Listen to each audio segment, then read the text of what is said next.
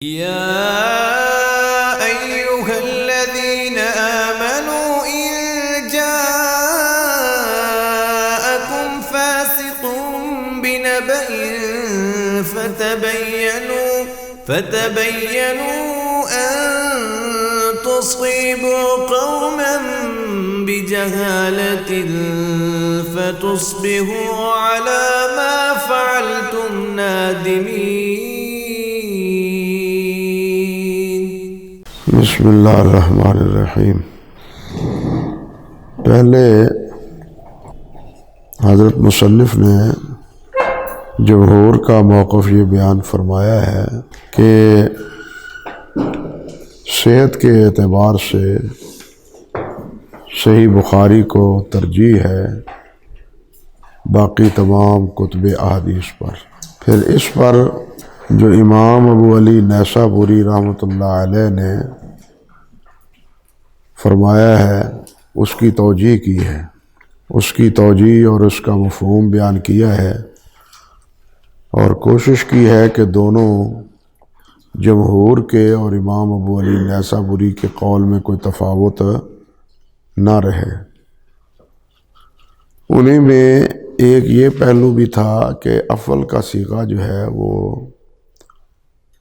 ہمیشہ تفضیل کے لیے نہیں ہوتا، تفاضل کے لیے، فضیلت بیان کرنے کے لیے ضرور ہوتا ہے، لیکن ہمیشہ کے لیے وہ افضل تفضیل کے معنی میں نہیں ہوتا۔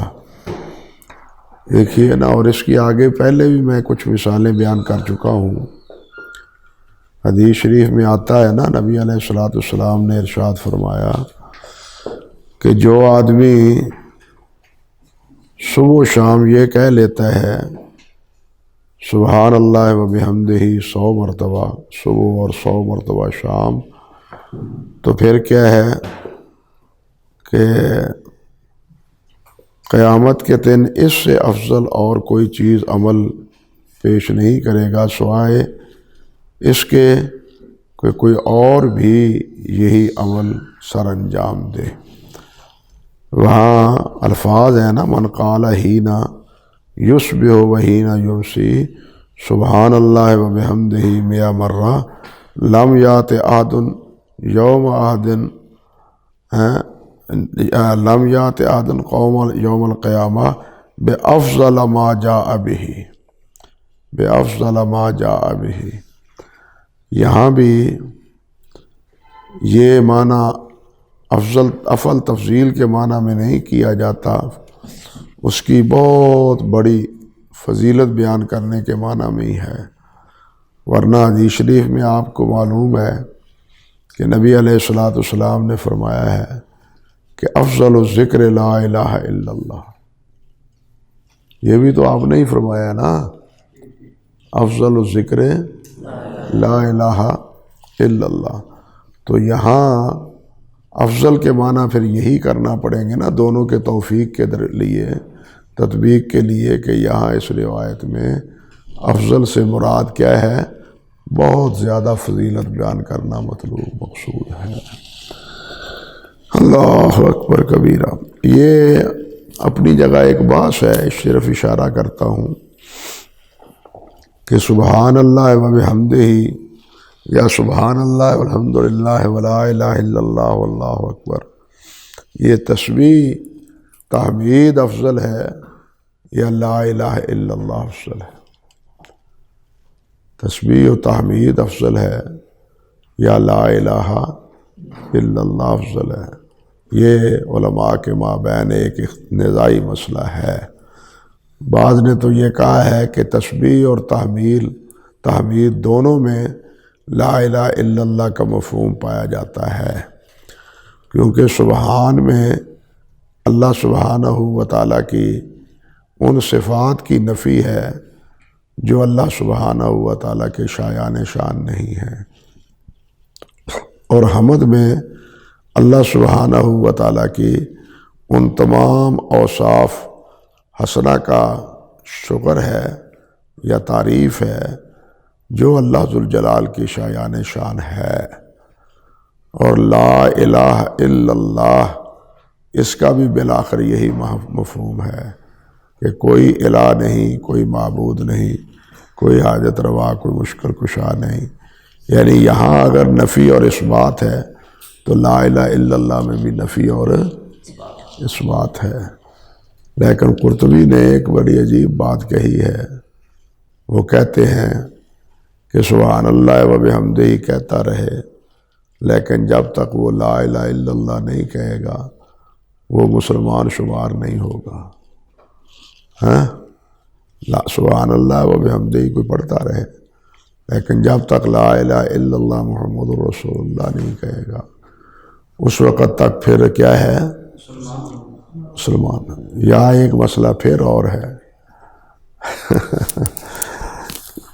بات سے بات نکل آتی ہے کہ حدیث شریف میں تو یہی لفظ ہے لا الہ الا اللہ، افضل الذکر لا الہ الا اللہ. تو کیا اس کے ساتھ محمد رسول اللہ بھی ہے؟ من قال فی آخر کلامہ لا الہ الا اللہ، من کا آخر کلامہ لا الہ الا اللہ دخل الجنہ. اب یہاں بھی تو کیا لا الہ الا اللہ ہی مراد ہے؟ نہیں، یہاں لا الہ الا اللہ محمد رسول اللہ تمام مراد ہے.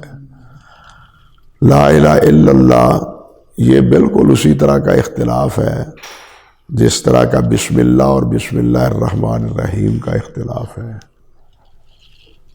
سمجھے بات؟ جب کہیں فقرا بسم اللہ تو اس سے مراد کیا ہے؟ قل بسم اللہ. حدیث شریف میں بات ہے نا. اور ایک موقف یہاں بھی یہ ہے کہ ان تمام روایات میں سے مراد صرف بسم اللہ ہے، بسم اللہ الرحمن الرحیم نہیں. اللہ اکبر کبیرہ. اور ایک موقف یہ ہے کہ بسم اللہ الرحمن الرحیم مکمل مراد ہے. علامہ نووی نے یہی سمجھا ہے، مگر حافظ ابن حجر نے اس کا انکار کیا ہے. سمجھے؟ یہ جو ہے نا لا الہ الا اللہ محمد رسول اللہ، اللہ اکبر کبیرہ.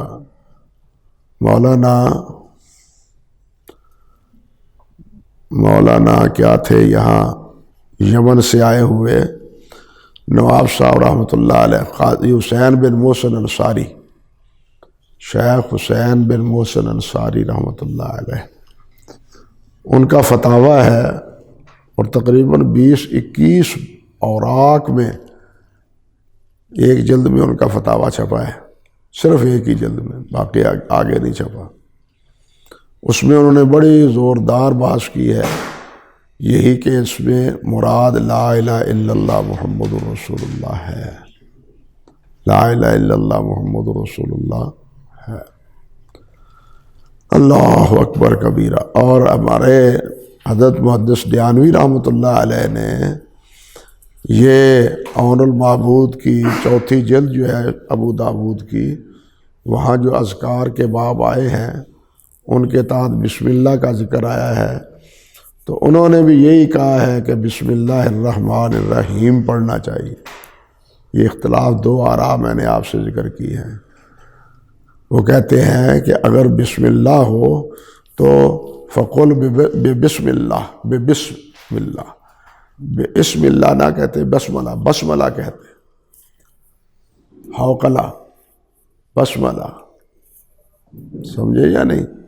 جس طرح یہ اختصاری لفظ ہیں، اسی طرح یہاں مراد اگر صرف بسم اللہ ہوتے فقل بسم اللہ یہ کہتے، لفظ بسم اللہ نہ کہتے، تو اس سے مراد وہ کہتے ہیں بسم اللہ الرحمن الرحیم، پوری بسم اللہ ہے. بہرحال یہ اپنی جگہ اختلاف ہے، بالکل اسی طرح جس طرح لا الہ الا اللہ محمد رسول اللہ میں ہے. یا یہ اختلاف ہے کہ سبحان اللہ و بحمدہ افضل ہے یا لا الہ الا اللہ یہ ذکر افضل ہے. یہ مختلف آراء ہیں، لیکن ایک حدیث آ کے اس مسئلے کا فیصلہ کرتی ہے. اس حدیث کے بارے میں اس وقت ذہن میں نہیں کہ حکم کیا ہے کہ حضرت موسیٰ علیہ السلام سے اللہ سبحانہ و تعالیٰ نے ان کے سوال پر یہی فرمایا تھا کہ موسیٰ لا الہ الا اللہ پڑھو، آتی ہے نا حدیث؟ تو انہوں نے کہا، عرض کیا کہ یا اللہ یہ تو ساری دنیا پڑھتی ہے، ہر مسلمان پڑھتا ہے لا الہ الا اللہ۔ تو اللہ تعالیٰ نے فرمایا کہ یہ ساتوں آسمان زمین ایک پلڑے میں رکھے جائیں اور لا الہ الا اللہ دوسرے پلڑے میں رکھا جائے، تو پھر کیا ہے؟ لا الہ الا اللہ کا پلڑا جھک جائے گا۔ اب موسیٰ علیہ السلام کو جو لا الہ الا اللہ کی تلقین اور حکم فرمایا ہے اس میں محمد رسول اللہ تو نہیں ہے، ٹھیک ہے نا؟ اس میں محمد الرسول اللہ تو نہیں ہے۔ اور اس حدیث کی تائید حدیث بطاقہ سے بھی ہوتی ہے، سمجھ گئے نا؟ اس کی تائید حدیث بطاقہ سے بھی ہوتی ہے۔ تو یہی بات زیادہ یعنی معلوم ہوتی ہے کہ بسم اللہ سبحان اللہ و بحمدہ سے لا الہ الا اللہ یہ ذکر جو ہے نا یہ زیادہ افضل ہے، کیونکہ بالنص آپ نے بالنص یہ فرمایا ہے۔ یہ تو یعنی دلالت النص ہے نا سبحان اللہ و بحمدہ، لیکن وہ دلالت النص ہے، سمجھ گیا ہے نا دونوں میں فرق؟ سبحان اللہ و بحمدہ میں دلالت تو کیا ہے؟ وہ نصی نہیں ہے، وہ اس سے مفہوم یہ ہوتا ہے، ہاں یہ عبارت النص ہے، لا الہ الا اللہ محمد رسول اللہ یہ عبارت النص، وہ دلالت النص ہے۔ چلیے سمجھ گیا بھائی؟ اللہ اکبر۔ اور آگے جو بعض مغاربہ نے ابن حزم رحمۃ اللہ علیہ نے فرمایا ہے اس کی توجیہ بھی انہوں نے کی ہے، ہاں جی۔ اور یہ بھی فرمایا ہے کہ انہوں نے یہ تو کہا ہے لیکن یہ نہیں کہا کہ وہ بخاری سے صحیح بخاری سے اس کیا ہے صحیح بخاری صحیح مسلم متن کے اعتبار سے راجح ہے اور اصح ہے۔ کہتے ہیں اگر یہ بات وہ کہتے ہیں تو تمام لوگ ان کی نفی کرتے، تمام ان کی نفی کرتے۔ اب آگے بات کرتے ہیں صحیح بخاری کے رجحان کی۔ وَأَمَّا رُجْحَانُهُ مِنْ حَيْثُ الْاِتِّصَالِ، رہ گیا بخاری کا یہ رجحان اتصال کی وجہ سے، یہ بات بھی کچھ گزر چکی ہے۔ فَلِاشْتِرَاطِهِ أَنْ يَكُونَ الرَّاوِي قَدْ ثَبَتَ لَهُ لِقَاءُ مَنْ رَوَى عَنْهُ وَلَوْ مَرَّةً وَاكْتَفَى مُسْلِمٌ بِمُطْلَقِ الْمُعَاصِرَةِ وَأَلْزَمَ الْبُخَارِي بِأَنَّهُ يَحْتَاجُ إِلَىٰ أَنْ لَا يَقْبُلَ الْأَنْعَانَ أَسْأَلًا۔ اس کے بارے میں امام بخاری کی کچھ عبارت کی تفہیم، امام علی بن مدینی رحمۃ اللہ علیہ کے کچھ حوالے وہ ذکر کیے ہیں۔ اور میں نے ذکر کیا تھا کہ امام بخاری سماع کا اہتمام کرتے ہیں، لیکن جہاں قرینہ سماع کا پایا جاتا ہو وہاں سماع کا انکار بھی نہیں کرتے۔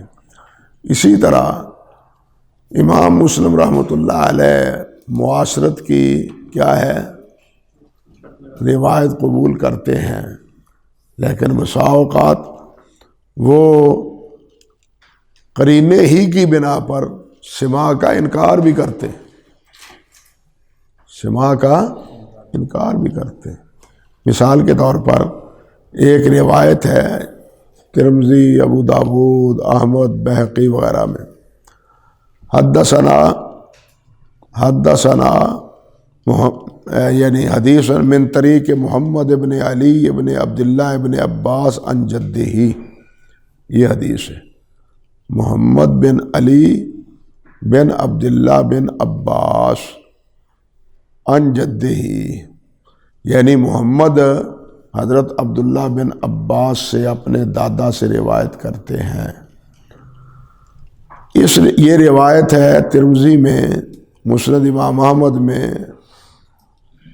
344 صفحہ جلد اول، اور اسی طرح سنن کبریٰ بہقی میں 28 جلد 5۔ لیکن اس کے بارے میں امام مسلم کہتے ہیں لا یعلم له سمام من جدہ ولا انہ لاقیہ اور رآہ. اب یہاں مسابت ہے، مسابت کا انکار نہیں کرتے ہیں، لیکن رویت اور سماع کا انکار کرتے ہیں. لا یعلم له سماع، یہ قول ان کا کتاب التمجیز میں بھی ہے، کتاب التمجیز صفحہ 215 میں، اور یہی قول علامہ زیلعی نے نصب الرایات جلد 3 صفحہ 14 پر بھی ذکر کیا ہے. نصب الرایات جلد 3 صفحہ 14 لے آئے. یہ روایت یہ ذکر کرتے ہیں ابو داؤد، ترمذی وغیرہ سب سے. وقت رسول اللہ صلی اللہ علیہ وسلم لأہل المشرق العقیق. کتاب قال ابن القطان فی کتابہ ھذا حدیث اخاف ان یکون منقطعا. کہتے ہیں وقال مسلم فی کتاب التمجیز لا نعلم له سماع من جدہ ولا انہ لاقیہ. اللہ سمجھ گیا بھائی؟ اللہ اکبر. اور ابن قطان دیکھیے، ابن قطان یہ ساری بات نقل کر کے آخر میں کہتے ہیں وَلَمْ يَذْكُرِ الْبُخَارِيُّ وَلَا ابْنُ أَبِي حَاتِمٍ أَنَّهُ يَرْوِي عَنْ جَدِّهِ وَذَكَرَ أَنَّهُ يَرْوِي عَنْ أَبِيهِ. کہ امام بخاری نے بھی ان کی روایت ان کے دادا سے ہونے کا کوئی اشارہ نہیں کیا، نہ ابن ابی حاتم نے نہ امام بخاری نے. اور امام مسلم نے تو صراحتاً کہہ دیا کیا کہ لا یعلم له سماع من جدہ ولا انہ لاقیہ، ملاقات نہیں ہے. اب یہاں محمد بن علی کو مساوت ہے دادا کے ساتھ، لیکن سماع نہیں. اب لائیں نا محمد بن علی بن محمد کا علی کا ترجمہ تھوڑا سا دیکھیں. یہ ہے جی محمد بن علی بن عبداللہ بن عباس. روا عن جدہ یقال مرسل و ابیہ و سعید و فلاں و فلاں. ابتدا ہی میں حافظ نے اور علامہ مزی نے اشارہ کر دیا. یہ وہی قول امام مسلم کا یہاں بھی منقول ہے. اور ثقات التابعین میں نے ذکر کیا ہے ابن حبان وغیرہ نے. یہ ہے پوزیشن. یہ بھی کہا ہے کہ اول من ناطق بالدعوۃ العباسیہ، کہ سب سے پہلے انہوں نے عباسی حکومت کی دعوت دی تھی کہ اب بنو عباس کی حکومت بننی چاہیے. اللہ اکبر کبیرہ. اسی طرح یہ معرفہ لائیں امام حاکم کا. یہاں وہ امام بخاری رحمۃ اللہ علیہ اور امام مسلم رحمۃ اللہ علیہ کا وہ معروف مسئلہ کفارت مجلس کی روایت کے بارے میں ہے. کہ امام بخاری نے امام صاحب کے سامنے روایت بیان کر کی تو امام مسلم رحمۃ اللہ علیہ نے کیا کیا، ان کا آگے بڑھ کے پیشانی ان کی جو ہے نا اس کا بوسہ لے لیا. امام صاحب نے فرمایا کہ یہ جو روایت آپ بیان کرتے ہیں محمد بن سلام قال حدثنا مخلد بن یزید قال اخبرنا ابن جریج عن موسیٰ بن عقبہ عن سہیل عن ابیہ عن ابی ہریرہ قال محمد ھذا حدیث ملیح ولا اعلم فی الدنیا فی ھذا الباب غیر ھذا الحدیث الا انہ معلول. حدثنا به موسیٰ بن اسماعیل حدثنا وہیب قال حدثنا سہیل عن عون بن عبداللہ قولہ قال محمد بن اسماعیل عن عون بن عبداللہ قولہ یعنی سہیل اس کو عون بن عبداللہ کا قول ذکر کرتے ہیں. ہاں جی، یہاں موسیٰ بن عقبہ جو سہیل سے ان ابی ہے ان ابی ہریرہ ذکر کرتے ہیں، یہ راوی کا کیا ہے، کسی راوی کا کیا ہے، وہم ہے. کیونکہ یہ سہیل ان ابی ان جد، یہ طریقہ جادہ کہتے ہیں اس کو اصطلاح میں، معروف طریقہ ہے. راوی نے سہیل کا نام سنا، ان ابی ان جد ہی کہہ دیا. سمجھے بات یا نہیں؟ لیکن حقیقتاً یہ سہیل کس سے روایت کرتے ہیں؟ عون بن عبداللہ کا، عون بن عبداللہ کا یہ قول ہے. وقال محمد بن اسماعیل ھذا اولا فإنه لا يذكر لموسیٰ بن عقبہ سماعا من سہل. ساتھ بات یہ بھی فرما دی کہ موسیٰ بن عقبہ کا سماع سہیل سے ثابت لا یذکر ذکر نہیں کیا جاتا. اگر محض معاصرت کی بنا پہ ہمیشہ ہی امام مسلم رحمۃ اللہ علیہ حدیث کو متصل کہتے ہوتے بغیر کسی وجہ کے، تو امام بخاری کی پیشانی کا بوسہ، سمجھ گیا بات یا نہیں سمجھے؟ تو یہ معتدل رائے ہے. یہ بات معرفہ میں بھی ہے اور تاریخ بغداد میں بھی ہے. حافظ ابن حجر نے اور متاخرین نے تو سب نے ذکر کی ہے.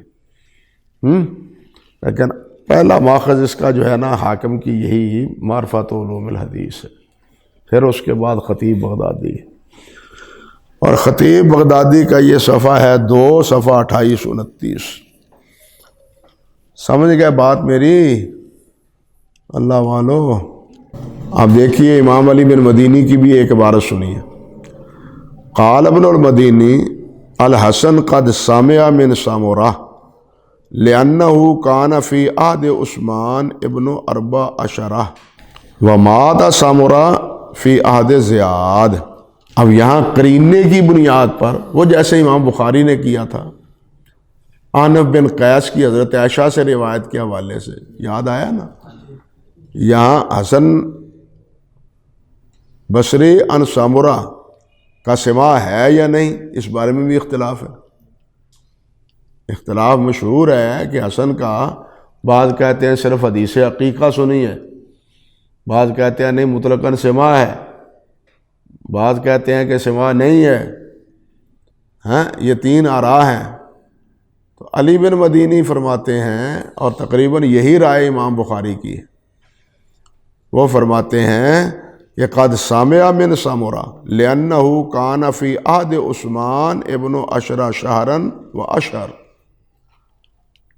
کیونکہ وہ حضرت عثمان کے دور میں 14 سال 1 ماہ کا تھا، اور سمرہ فوت ہوئے ہیں 58 میں جا کے. کتنا طول یعنی زمانہ ہے. جب حضرت عثمان فوت ہوتے ہیں 35 میں شہید ہوتے ہیں، تو ان کے دور میں وہ کتنے عمر کا تھے؟ 14 کے.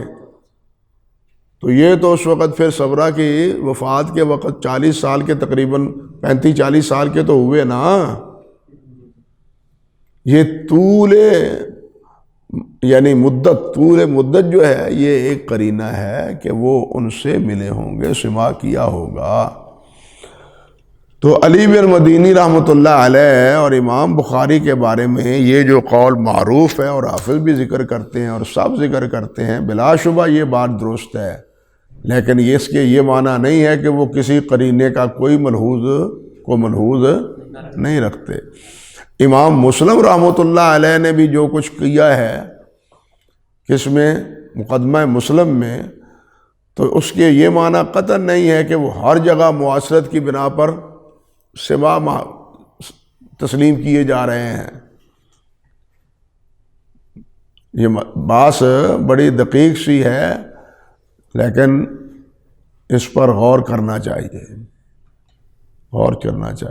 اور یہاں یہ بھی بات میں عرض کروں، اب آخری دور میں مجھے اس وقت کتاب کا نام یاد نہیں، 70-72 کی بات ہے، اس وقت میں نے جب یہ بات پڑھی تو اس وقت پھر امام مسلم رحمۃ اللہ علیہ نے جن روایات کے بارے میں یہ دعویٰ کیا ہے کہ ان راویوں کا سماع وہ اپنے اساتذہ سے نہیں ہے، صرف معاشرت کی بنا پر ان کی روایت کو متصل قرار دیا گیا ہے۔ آپ اگر اس باس کو پڑھیں اور ساتھ اس کے ملا کے پڑھیں علامہ نووی کے شرح کو، تو شرح میں علامہ نووی نے کہا ہے کہ ان روایات میں 4 روایتیں وہ ہیں جو بخاری میں ہیں، 4 روایتیں ہیں جو کہ بخاری میں۔ اب اشکال تو وارد ہو گیا نا، سمجھ گیا نا؟ تو اس وقت میں نے کوشش کی عرصہ پہلے، تو مجھے 3 روایتوں میں خود بخاری اور مسلم میں صراحت سماع مل گیا۔ 3 روایتوں میں صراحت سماع خود بخاری اور مسلم میں مل گیا، ایک روایت کا اس دور میں نہیں ملا۔ لیکن بعد میں، اب مجھے کتاب کا نام یاد نہیں رہا، شیخ معلمی رحمۃ اللہ علیہ نے 4 کی 4 روایتوں میں سماع کی صراحت کی ہے کہ سماع ثابت۔ اس لیے امام مسلم رحمۃ اللہ علیہ نے جو بطور خاص روایات کی نشاندہی کی ہے کہ ان میں سماع ثابت نہیں ہے، اور ان میں 4 روایتیں تقریباً صحیح بخاری میں ہیں، لیکن حقیقت یہ ہے کہ ان میں بھی سماع ثابت ہے۔ سمجھ گیا بات؟ اللہ اکبر کبیر۔ آگے چلیے، اب چلیں کچھ آگے، لیکن یہاں ایک بات اور بھی ہے کہ اسی اصول اور قاعدے کی بنیاد پر امام مسلم رحمۃ اللہ علیہ کچھ روایات لے آئے ہیں جن میں انقطاع ہے۔ اب آپ لائیں نصب و رایا کی 3ری جلد، یہ کون سی 3ری ہے نا؟ یہ ہے جی نصب الرایا، اور یہ روایت ذکر کرتے ہیں، اللہ آپ کا بھلا کرے، اللہ آپ کا بھلا کرے۔ وَمِنْهَا حدیث زُوَیب ابی قبیصہ اخرجہ مسلم وابن ماجہ عن قتادہ عن سنان بن سلمہ عن ابن عباس ان زُوَیب الخزاعی ابا قبیصہ حدثہ ان رسول اللہ صلی اللہ علیہ وسلم کان یبعث بالبدن معہ۔ آگے ساری روایت، یہ روایت امام گویا کہ امام بخاری اور مسلم میں ہے، لیکن یہ مصنف لکھتے ہیں وَرَوَاهُ ابن ابی خیثمہ فی تاریخہ۔ اب ابن ابی خیثمہ کی تاریخ کا کچھ حصہ چھپ چکا ہے الحمدللہ 4-5 جلدوں میں، فی باب الصحابہ فی ترجمۃ زُوَیب وقال سمعت یحییٰ بن معین یقول قتادہ لم یدرک سنان بن سلمہ ولم یسمع منہ شیئا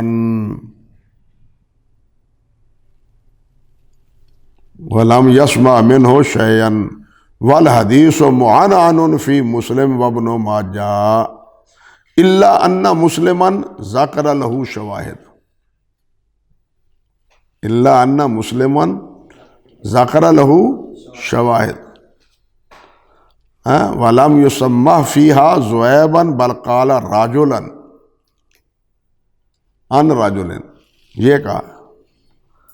تو اب یہ جو مسلم رحمۃ اللہ علیہ نے روایت ذکر کی ہے، تو اس روایت کے بارے میں امام یحییٰ بن معین فرماتے ہیں کہ قتادہ کا سنان سے سماع نہیں ہے۔ سمجھ گیا بات؟ اور یہ صفحہ 161 ہے، جلد 3 ہے۔ اللہ اکبر کبیرہ، اللہ، اور یہی بات اللہ آپ کا بھلا کرے الزامات میں، کتاب الالزامات و تتبع ہے نا؟